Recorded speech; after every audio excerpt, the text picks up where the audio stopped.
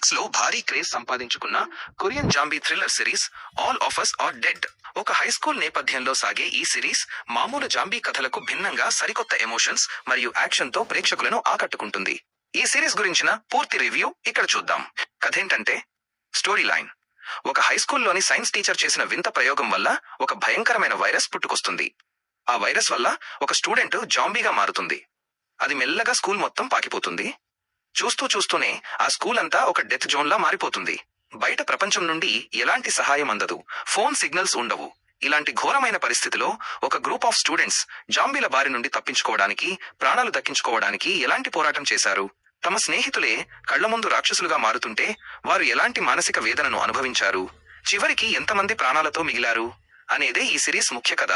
Plus points: what works well, కట్టిపడేసే screenplay. Series మొదటి episode నుండి చివరి వరకు ఎక్కడా లాగ్ లేకుండా చాలా ఫాస్ట్ గా సాగుతుంది. ప్రతి ఎపిసోడ్ ఎండ్ వచ్చేసరికి తర్వాత ఏం జరుగుతుంది అనే ఉత్కంఠను పీక్స్ కి తీసుకెళ్తుంది. హై స్కూల్ డ్రామా మరియు ఎమోషన్స్: ఇది కేవలం రక్తం, యాక్షన్ మాత్రమే కాదు. స్టూడెంట్స్ మధ్య ఉండే ఫ్రెండ్షిప్, లవ్, ఒకరినొకరు కాపాడుకోవాలనే తపన, చనిపోతున్న స్నేహితులను చూసి పడే బాధ, ఇలాంటి ఎమోషన్స్ చాలా బాగా పండాయి.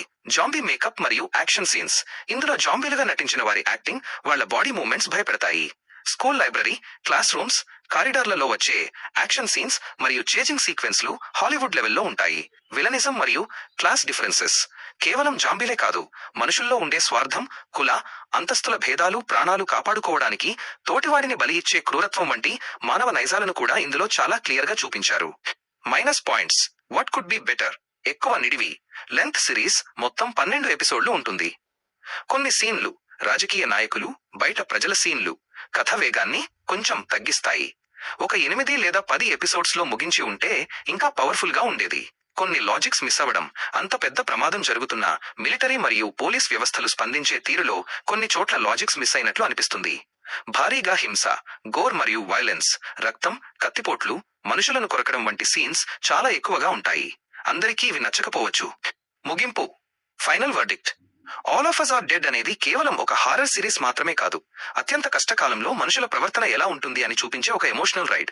మీకు థ్రిల్లర్, సర్వైవల్, బతుకు పోరాటం మరియు జాంబీ కథలు ఇష్టమైతే ఈ సిరీస్ మిమ్మల్ని అస్సలు నిరాశపరచదు.